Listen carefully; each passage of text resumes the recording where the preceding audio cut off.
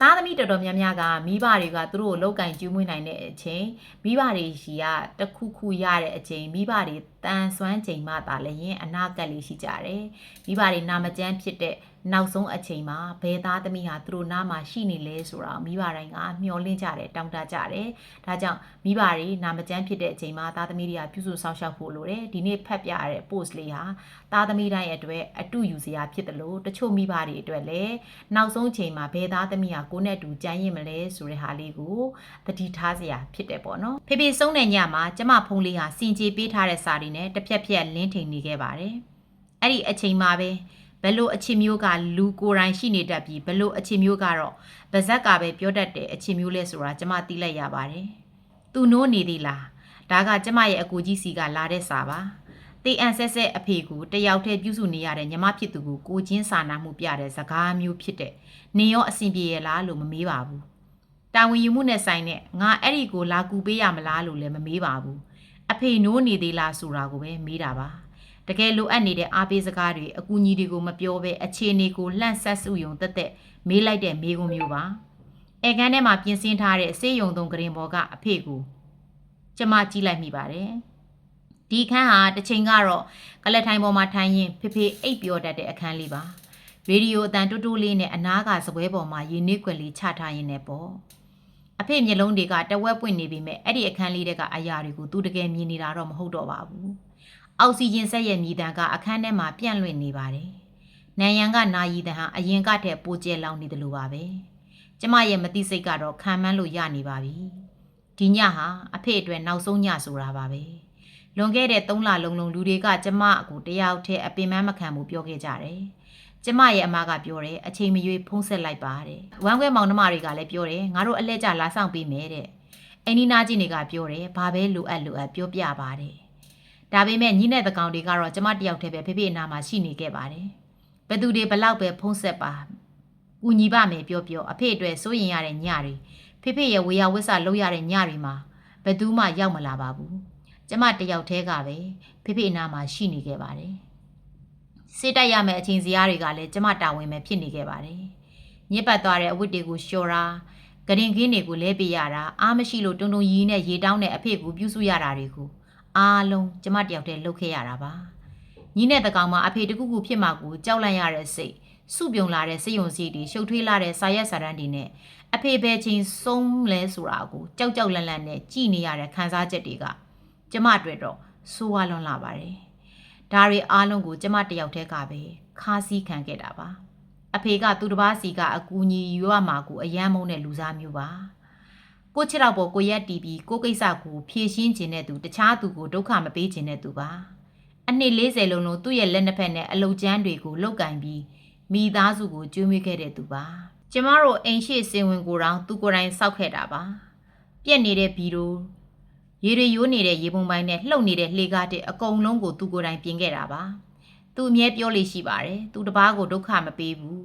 ငါချစ်တော့ပေါ်ငါရက်နိုင်တဲ့၍ငါကိစ္စကိုငါဖြေရှင်းမယ်တဲ့ဒါပေမဲ့စောင်းရသည်တစ်ခုမှတော့သူအကြာကြီးမတက်မရက်နိုင်တော့ပါဘူးအမြဲတမ်းတန်မာပြီးကိုအားကိုခဲ့တဲ့အဖေဟာအသက်အရွယ်နဲ့ယောဂကြောင့်မတက်ရက်ဖို့တောင်ခက်ခဲလာခဲ့ပါတယ်စောင်းကိုຫນွေဦးကိုရောက်တော့သူလမ်းလျှောက်ရင်အကူပစ္စည်းလိုလာပါတယ်ຫນွေရာတီမှာတော့သူကျမကိုလိုအပ်လာခဲ့ပါပြီအဖေရဲ့အခြေအနေကတဖြည်းဖြည်းဆိုးလာခဲ့တာပါအရင်ကအကူပစ္စည်းတွေကိုအားကိုခဲ့ပေမဲ့နောက်ပိုင်းမှာတော့ကျမမထူပေးရင်မတွဲပေးရင်မရတော့တဲ့အခြေအနေကိုရောက်သွားပါတယ်အဲ့ဒီအခြေအနေကပဲယောဂကသူ့အသက်ကိုမနှုတ်ခင်သူ့နှလုံးသားကိုအရင်ဆုံးနာကျင်စေတဲ့ခံစားချက်ပါပဲပထမဆုံးအကြိမ်သူ့အင်ကြီးလဲဖို့ကျမကူရတော့သူ့မျက်နှာကိုနံရံပက်လွှဲပြီးပြောရှာတယ်အဖေတယောက်ကသမီးလေးရှေ့မှာဒီလိုအားကိုရမဲ့ပုံစံမျိုးအမြင်မခံသင့်ဘူးကွယ်တဲ့အဖေရဲ့စိတ်ထဲမှာသူဟာသားသမီးတွေကိုအမြဲကာကွယ်ပေးတဲ့သူရဲ့ကောင်းလို့ပဲမြင်စေချင်တာပါအဖေစိတ်သက်သာသွားအောင်ကျမရေလိုက်ပါတယ်ပြီးတော့ကျမအဖေကိုပြောပြလိုက်ပါတယ်သမီးကအသက်52နှစ်ရှိပြီခလေးလေးမဟုတ်တော့ဘူးလို့အဲ့လိုပြောပြီးနောက်တော့ရေချိုးခန်းထဲမှာအဖေမကြားနိုင်အောင်ပါဇက်ကိုတပည့်နဲ့အုပ်ပြီးကျမငိုခဲ့ရပါတယ်နောက်ဆုံးညနေခင်းမှာအဖေကတတိယတစ်ချက်မရတစ်ချက်ဖြစ်နေပါတော့တယ်တခါတလေကျမရဲ့လက်ချောင်းလေးတွေကိုသူညှစ်ပါတယ်ဒါကငါရှိတယ်ဒါမှမဟုတ်နင်ရှိနေတာငါသိတယ်ဆိုတဲ့အပြုအမူပါတခါတလေအဓိပ္ပာယ်မရှိတာတွေကိုတူတူလေးပြောတတ်ပါတယ်သတိလွတ်နေတဲ့သူ့အတွက်သူပြောတာတွေကရှေ့နောက်မညီတော့ပါဘူးကျမအမေဆုံးသွားတာ9နှစ်ရှိပါပြီ ဒါပေမဲ့ယောဂတဲနေတဲ့အဖေကအမေနာမည်ကိုနှစ်ခါတောင်ခေါ်ခဲ့ပါတယ်ကျမအမေကမိဖို့ကြောင့်ထဲမှာဟင်းချက်နေတယ်လို့မျိုးပေါ့ည9 နာရီလောက်မှာမောင်လေးစီကဖုံးဝင်လာပါတယ်သူကပြည်နယ်2 ခုလောက်မှာပြည်နယ်2 ခုကြားလောက်မှာနေတာပါအဖေနေမကောင်းဖြစ်ကြတဲ့ကတခါမှလာမကြည့်ပါဘူးလေရင်လက်မှတ်တွေကဈေးကြီးနေတယ်တဲ့အလုပ်တွေကအယမ်းများနေတယ်တဲ့အဖေကလည်းသူ့ကိုအလုပ်ရှုပ်စေခြင်းမှမဟုတ်ပါဘူးတဲ့ဒါတွေကကျမမောင်လေးပေးတဲ့စင်ကြီးတွေပါအဲ့ဒီနောက်သူကကျမကိုမေးပါတယ်ဒီတစ်ပတ်စနေနေ့တင်းတင်းတွေပြီးရင်သူလာရင်အချိန်မီပါအောင်မလားတဲ့ကျမတို့ငယ်ငယ်ကစပီးစီတင်ပေးခဲ့တဲ့ငါးမြားနီးတင်ပေးခဲ့တဲ့နှင်းထဲမှာကားမောင်းတင်ပေးခဲ့တဲ့ဂတိတီဖို့တင်ပေးခဲ့တဲ့ဂရင်မော်ကလူကြီးကိုကျမကြည့်လိုက်မိပါတယ်အဖေရဲ့လက်တွေထာဝရအေးဆက်မသွားခင်မှာပဲကျမရဲ့ရင်ထဲကအရာတစ်ခုကအရင်ဆုံးအေးဆက်သွားခဲ့ပါတယ်ကျမပြောလိုက်တယ်မမီတော့ဘူးအချိန်မရှိတော့ဘူးလို့ကျမဖုံးချလိုက်ပါတယ်စကားပြောခြင်းစိတ်တွေမရှိတော့ပါဘူးအသက်ရှင်ကြံခဲ့မဲ့ကျမစီကခွင့်လွတ်မှုကိုတောင်းခံနေတာပါသူနေရာလွဲနေပါတယ်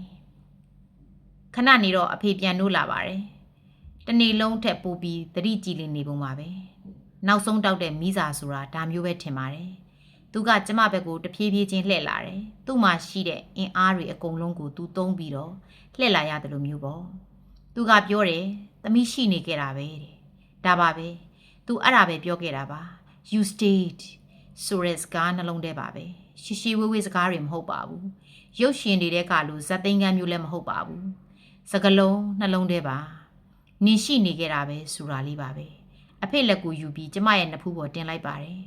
ကျမအရန်အလုတ်ရှုပ်နေလို့အရန်ပင်ပန်းနေလို့အရန်ကြောက်နေလို့မပြောပြခဲ့တဲ့စကားကိုနောက်ဆုံးမှာတော့ပြောလိုက်ပါတယ်အဖေကိုချစ်တယ်အရန်ချစ်တယ်ဖေကြီးရဲ့ကျမကိုထမင်းဘူးထည့်ပေးခဲ့တာတွေမိသားစုပေါ်စောင့်ရှောက်ခဲ့တာတွေခက်ခဲတဲ့အရာတွေကိုလွယ်ကူတဲ့ထင်အောင်လုပ်ပြခဲ့တာတွေအားလုံးအတွက်သူ့ကိုကျေးဇူးတင်ကြောင်းပြောခဲ့ပါတယ်အဖေဟာဖခင်ကောင်တယောက်ဖြစ်ခဲ့ကြောင်းကျမပြောပြခဲ့ပါတယ်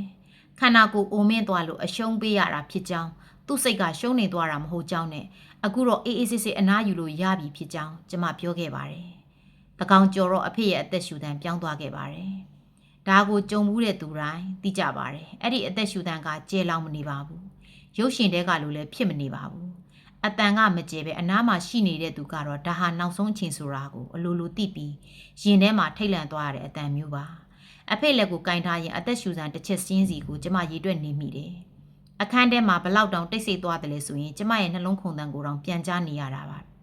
အဲ့ဒီနောက်မှာအသက်ရှူတန်တစ်ချက်ထွက်လာတယ်ပြီးတော့ဘာအတန်းမှထပ်ထွက်မလာတော့ပါဘူးအစမ်းကျဲဆုံးအရာကအဲ့ဒီနောက်မှာဖြစ်လာပါတယ်တိတ်ဆိတ်မှုမဟုတ်ပါဘူးအဲ့ဒီအရာကအဖေမျက်နှာပေါ်မှာတည်ငြိမ်အေးချမ်းမှုပါအသက်ထွက်သွားပြီဖြစ်တဲ့အချိန်မှာအဖေမျက်နှာကကြောက်စရာကောင်းမနေတော့ပဲအရန်ကိုအေးချမ်းသွားတာကိုတွေ့လိုက်ရတာပါပဲအဖေလက်တွေကအေးဆက်သွားတဲ့နောက်မှာတော့ကျမဟာအဖေရဲ့လက်ကိုစုပ်ကင်ထားရင်အဲ့ဒီမှာအကြာကြီးထိုင်နေခဲ့မိပါတယ်။ကျမဖုန်းကအဆက်မပြတ်တုန်ခါနေပြီးဖုန်းတွေတစ်ခုပြီးတစ်ခုဝင်နေပါတယ်။မိသားစုဝင်တွေကအခြေအနေကိုလှမ်းမိနေကြတယ်။သူတို့အားလုံးရုတ်တရက်နိုးကြလာပါပြီ။မိသားစုဝင်အားလုံးကအတန်ကုန်ဟစ်ပြီးဝမ်းနေဖို့အစင်းသင့်ဖြစ်နေကြပါပြီ။ကျမဖုန်းတွေကိုမဖြေခဲ့ပါဘူး။ဖုန်းတွေဆက်နေတဲ့စင်ကြေတွေပေးနေတဲ့မိသားစုဝင်တွေကိုလည်းဒေါသတောင်မထွက်နိုင်တော့ပါဘူး။အဖေဆုံးသွားပြီဆိုတဲ့အမှန်တရားကကျမရင်ထဲကဒေါသတဲ့ပူပြီးလေးလံနေပါတယ်ချစ်ချင်းမြတ်တာဆိုတာလူတစ်ယောက်ဆုံးသွားပြီးမှလူမှုကွန်ရက်ပေါ်မှာတင်တဲ့စာသားလေးတွေနဲ့တက်တည်ပြရတာမဟုတ်ပါဘူးဘသူကနောက်ဆုံးချိန်မှာသူ့ရဲ့အိယာခင်လဲပေးခဲ့တယ်လေဘသူကအေးပြက်ခံခဲ့တယ်လေဘသူကစေးနံမြီတွေကိုအလွတ်မှတ်ခဲ့တယ်လေဘသူကအမှောင်ထဲမှာစိုးရင်ကြောက်ရွံ့စိတ်တွေနဲ့နေခဲ့ရတယ်လေဆိုတာအနေနဲ့တက်တည်ပြရတာပါအဲ့ဒီညဟာကျမဘဝရဲ့အစိပ်ပိုင်းတစ်ခုကိုလူယူသွားခဲ့ပါတယ်ဒီຢာကိုကျမဘယ်တော့မှပြန်ရတော့မှမဟုတ်ခဲ့ပါဘူးဒါပေမဲ့အဲ့ဒီညကဆုံးရှုံးမှုတွေမကပဲအရာတစ်ခုကိုလည်းခြံထားပေးခဲ့ပါတယ်ငါဟာသားသမီးကောင်းပီတာစွာတာဝန်ကြီးခဲ့တယ်ဆိုတာပါပဲအဖေလိုအပ်ဆုံးအချိန်မှာကြောက်ရွံ့နေတဲ့အချိန်တွေမှာကျမဟာဘေးနားမှာရှိနေပေးခဲ့တယ်ကျမထွက်မပြေးခဲ့ပါဘူးတခုခုလိုရင်ပြောနော်လို့အလွယ်တကူပြောတတ်တဲ့သူတွေနဲ့ပြည့်နေတဲ့ဒီကဘာကြီးထဲမှာအနားမှာတကယ်ရှိနေပေးခြင်းကအရေးကြီးဆုံးအရာဖြစ်တယ်ဆိုတာကိုကျမသင်ယူခဲ့ရပါတယ်ဆရာဥခင်စောဘာသာပြန်တဲ့ဟာလေးကိုဒီညဖတ်ပြခြင်းဖြစ်ပါတယ်ဒီကနေပြီးတော့မိတ်ဆွေတို့က message လေးတစ်ခုခုရလိမ့်မယ်လို့မျှော်လင့်ပါတယ်ဒါကြောင့်မိဘတွေကိုတန်ဖိုးထားပါလို့ပြောချင်ပါတယ်ချစ်တဲ့လွင်နှင်းစီလိုက်ပါဘိုင်ဘိုင်